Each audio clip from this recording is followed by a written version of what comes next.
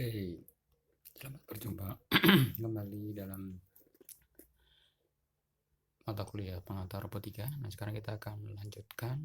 Kalau kemarin kita udah bahas tentang namanya dasar matrik dan vektor. Nah, sekarang kita akan pakai apa yang sudah Anda pelajari kemarin di penggunaannya, itu untuk namanya matrik transformasi. Ini adalah transformasi yang sangat dasar untuk kinematika robot.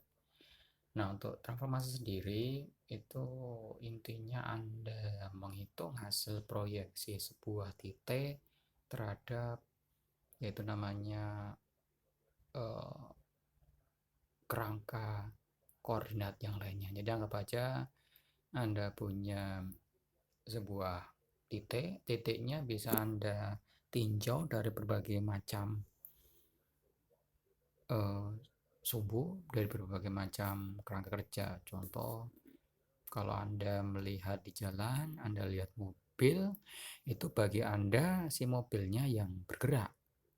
Karena Anda punya kerangka kerja sendiri, yaitu Anda sendiri yang sedang berdiri di tepi jalan misalnya. Anda punya arah X, Z, dan Z, Anda statik.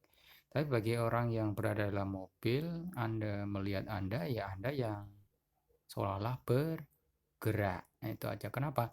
Karena bagi dia kerangka kerjanya dia itu sifatnya statik. Nah, itu.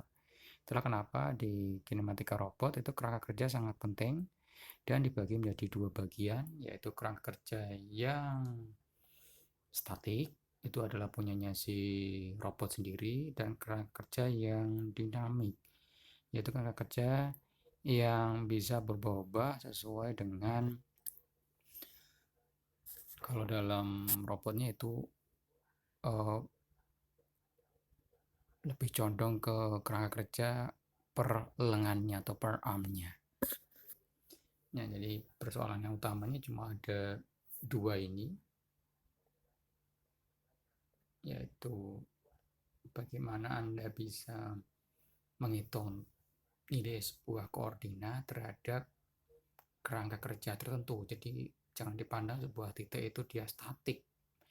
Bagi Anda misalnya sebuah titik itu ada di kiri, tapi bagi kerangka kerja lain atau bagi robot lain misalnya itu sebuah titik bisa berada di sebelah kanan dan sebagainya. Nah, itu. Dan yang kedua, sebuah titik juga bisa mengalami selain rotasi ada translasi pergeseran. Nah, itu. Dan untuk yang pertama kita akan bahas namanya matrik rotasi dasar.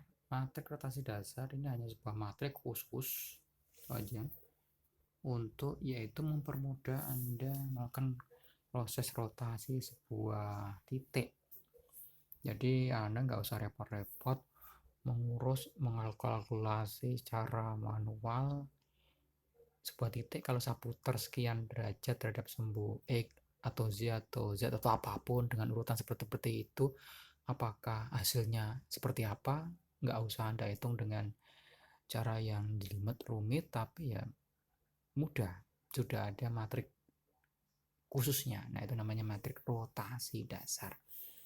Nah, kenapa dikatakan dasar? Karena ya kita hanya akan melihat matrik rotasinya itu per sumbu saja dulu, belum namanya matrik rotasi yang bebas. Oke, untuk yang kedua, untuk yang awalnya kerangka kerja perlu kita garis bawahi bahwa Anda dimanapun itu punya dua kerangka kerja. Yang statik itu adalah diri sendiri, dan yang dinamik itu bisa dari luar, bisa juga dari Anda sendiri. Dari mana? Contohnya Anda berdiri, Anda punya tangan. Anda berdiri, badan Anda statik. Itu adalah kerangka kerja Anda yang utama. Untuk kalau kemarin kita di bagian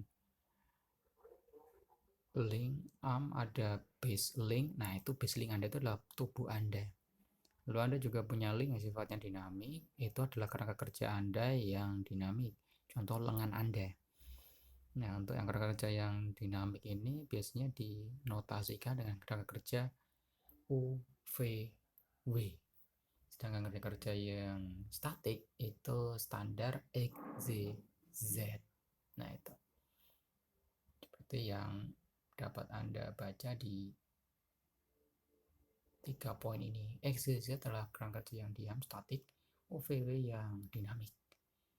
Terus sebuah titik P itu dia akan bisa bergerak mengikuti kerangka kerja yang bergerak. Ya nggak mungkin sebuah titik bagi si kerangka kerja X, Y, Z dia diam aja, tapi bagi kerangka kerja yang OVW dia bisa dinamik. Contoh misalnya sebuah titik yang berada di depan lengan Anda, ketika lengan Anda rapatkan dengan tubuh Anda, itu bagi lengan Anda ya dia ada di depan titik tersebut, ada di depan lengannya.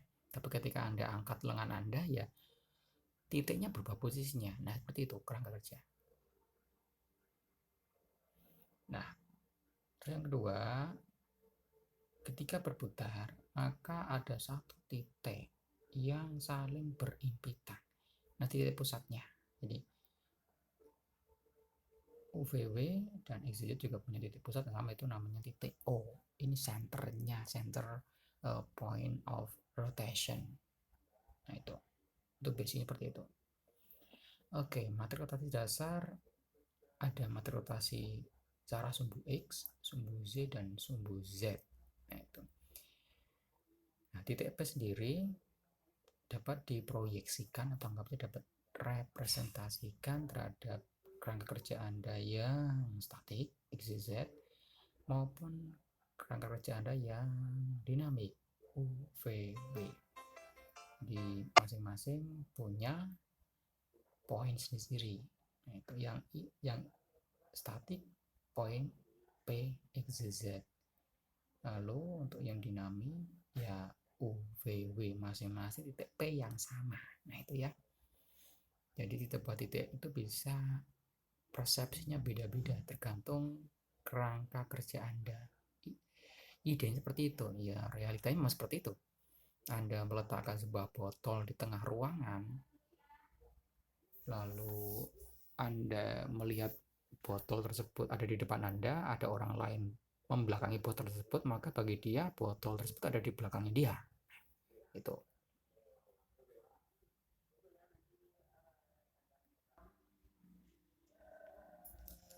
Oke. Nah, sekarang problem utamanya adalah gimana Anda memproyeksikan titik P di kerangka kerja basicnya sehingga menjadi titik yang sama terhadap si kerangka kerja yang dinamik Anda atau yang UVW Anda. Nah, di sini kita ada namanya yaitu matriks rotasinya. Nah, itu gunanya si matriks rotasi. Jadi dia akan memberikan suatu hubungan antara titik yang sifatnya kerangka kerja statik menjadi representasinya di kerangka kerja yang sifatnya dinamik. Nah, sebelum kita masuk ke kalkulasinya, kita lihat dulu untuk konsensus kerangka kerjanya.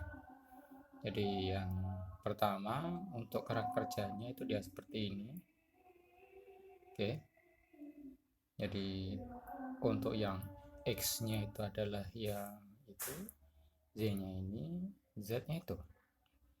Nah, mungkin kalau Anda yang sering pakai aplikasi 3 dimensi misalnya Maya atau Blender atau yang lainnya, mungkin untuk sumbu-sumbu X, Z, Z-nya berbeda-beda dan itu nggak masalah, itu aja ya. Tuh. Untuk yang OVW-nya ya O-nya itu adalah yang di X, V-nya adalah yang searah dengan sumbu Z, dan W-nya adalah yang searah dengan sumbu Z. Nah, itu konsensus untuk definisi sumbu-sumbu kerangka kerjanya. Nah, untuk materi rotasi dasarnya itu pada dasarnya diturunkan dari kalkulasi vektor dan matriks. Untuk sebuah titik ini sudah Anda ketahui bahwa titik itu ya dia kalau dalam hal ini adalah vektor. Nah itu jadi titik P dalam kerangka X, Y, Z dia punya komponen I, J, K. Yang UVW juga sama, dia punya komponen I, J, K juga, cuma sumbunya beda. Tuh ya. Nah, dari situ Anda dapatkan bahwa sebuah titik P, misalnya Px misalnya, itu adalah komponen P dikalikan dengan yaitu matriks satuannya dalam sumbu X tersebut. Kalau dia X, kalau P ya dalam sumbu Z, kalau Z dalam sumbu Z. Itu untuk yang titik P asalnya. Jadi untuk yang ini adalah representasi P dalam dalam kerja X, Z, Z-nya.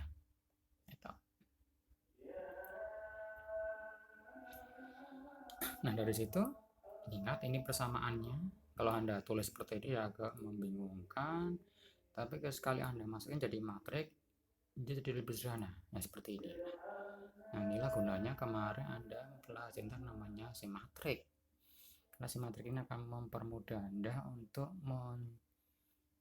mendeskripsikan maupun menerjemahkan persamaan matris yang panjang ya, panjang itu aja menjadi satu yang lebih simpel. Yang X seperti itu, yang UVB juga sama, nggak ada bedanya, cuma yang perlu Anda perhatikan untuk poinnya ini itu. Nah itu ya. Sedangkan yang ini apa? Yang ini materi rotasinya. Nah itu.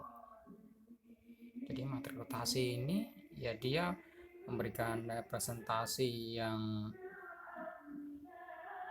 definitif tentang bagaimana hubungan antara si titik ini dengan si titik representasi di kerangka kerja yang lainnya. Itu gunanya si materi rotasi. Nah, ini adalah sifat daripada si matriks rotasi. Karena dia bentuknya adalah matriks, maka dia memiliki sifat sama seperti matriks. Nah, tadi kita lihat operasinya dot. Dot itu dia hasilnya skalar. Nah, kalau skalar ya Anda bolak-balik juga nggak masalah. Nah, itu ya.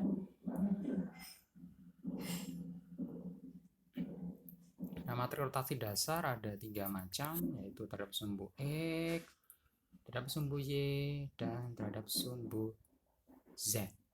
X, Z, dan Z.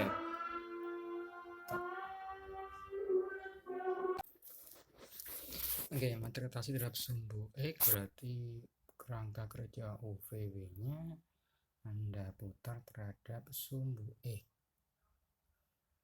Jadi yang UVW ini pada balok itu kita putar terhadap si garis X itu, hasilnya seperti ini. Nah itu. Jadi kalau Anda gambarkan untuk sumbunya, untuk X atau untuk diputar terhadap searah sumbu X, berarti yang berubah adalah sumbu Z dan sumbu Z. Nah itu. Sehingga kita bisa lihat bahwa untuk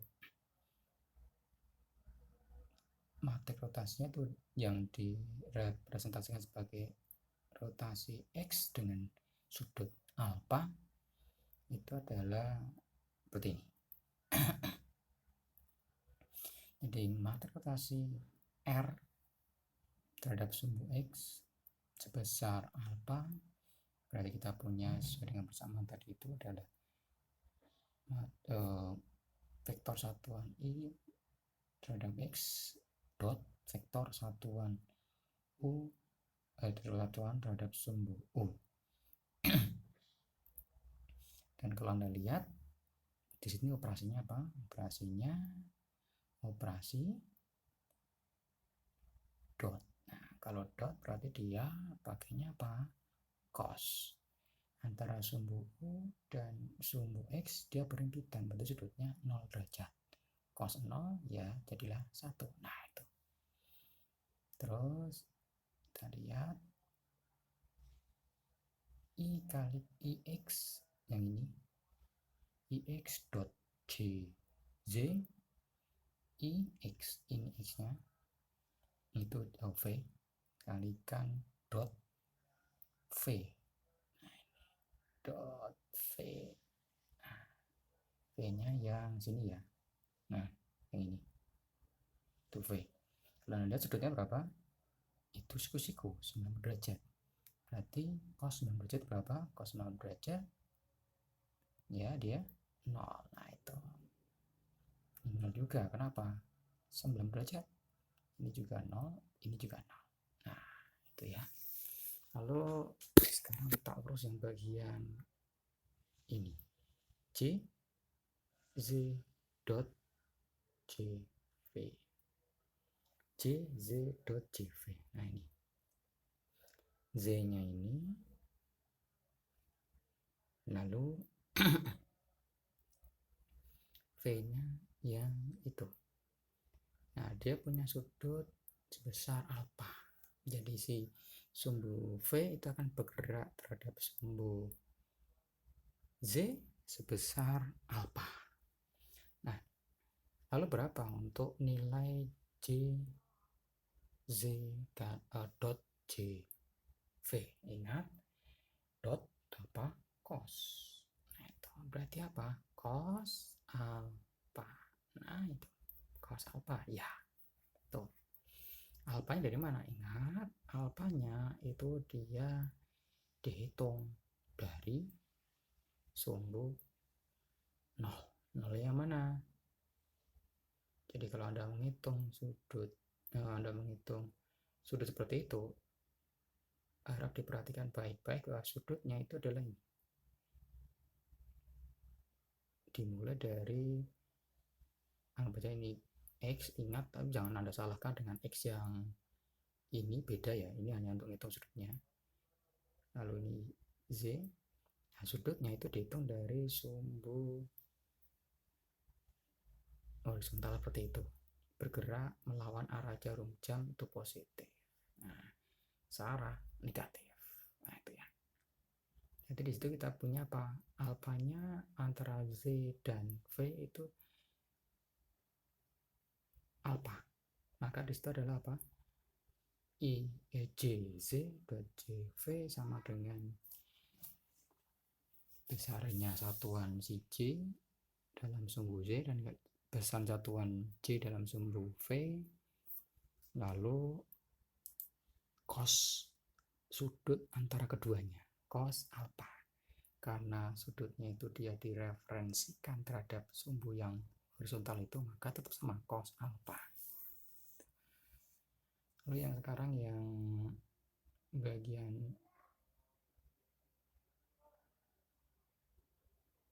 ini, KZ dot JZ. Berarti Anda mengalihkan secara dot untuk sumbu sumbu Z, ini Z dengan komponen sumbu V. Nah, itu ya. Dan di antaranya sini.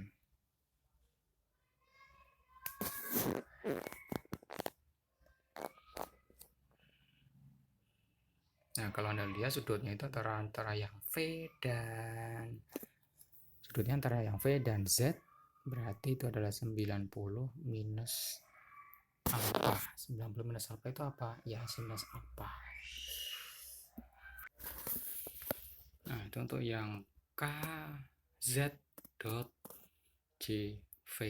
Jadi komponen vektor satuan K dot kalikan vektor satuan J, lalu sudut antara sumbu Z dan sumbu V.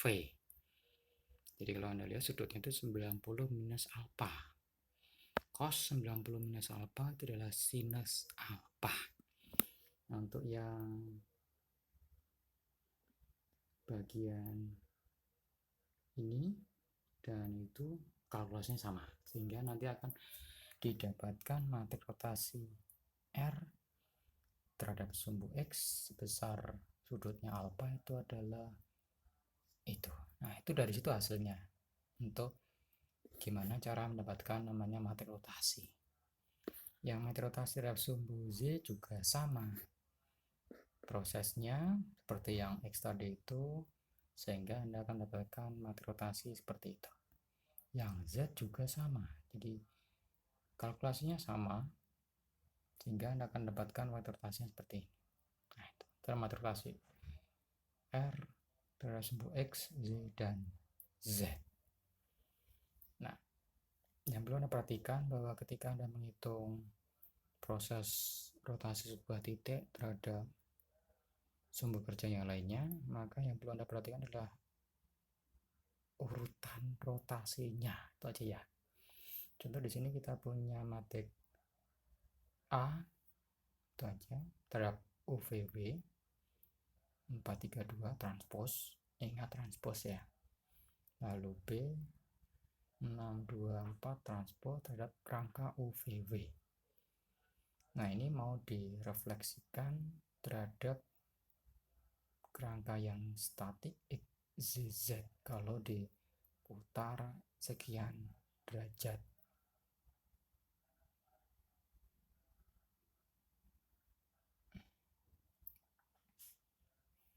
Terus itu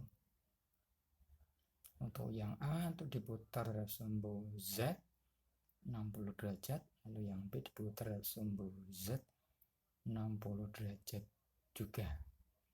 Jadi yang perlu Anda perhatikan itu adalah matrik rotasinya, terus setelah itu titik untuk asalnya. Jangan dibalik, kalau Anda balik salah. Jadi memang nggak jalan. Kalau cuma satu rotasi seperti ini, itu nggak masalah.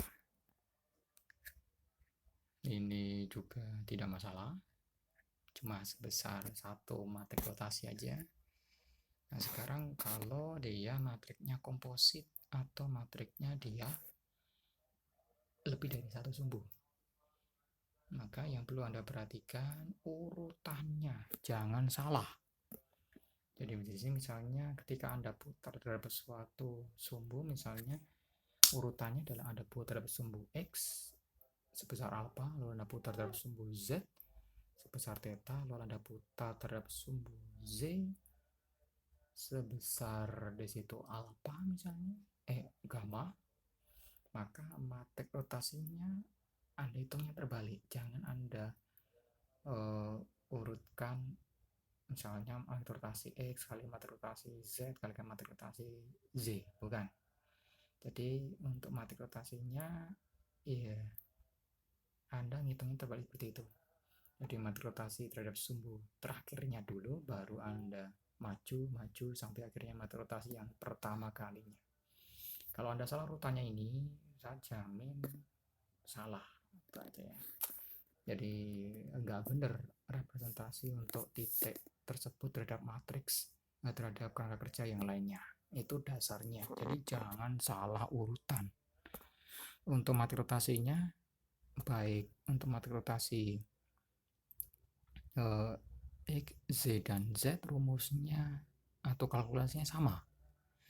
Cuma ketika Anda mempergunakannya untuk rotasi yang sifatnya komposit alias lebih dari satu sumbu, maka yang perlu Anda perhatikan adalah urutan rotasinya. Nah, seperti itu.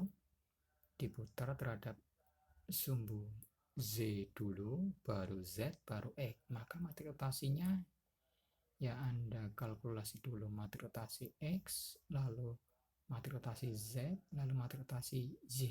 Ketemulah matrik rotasi kompositnya.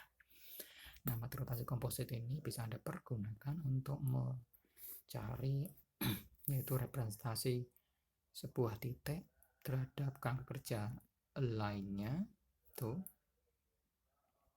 dengan proses rotasi seperti ini.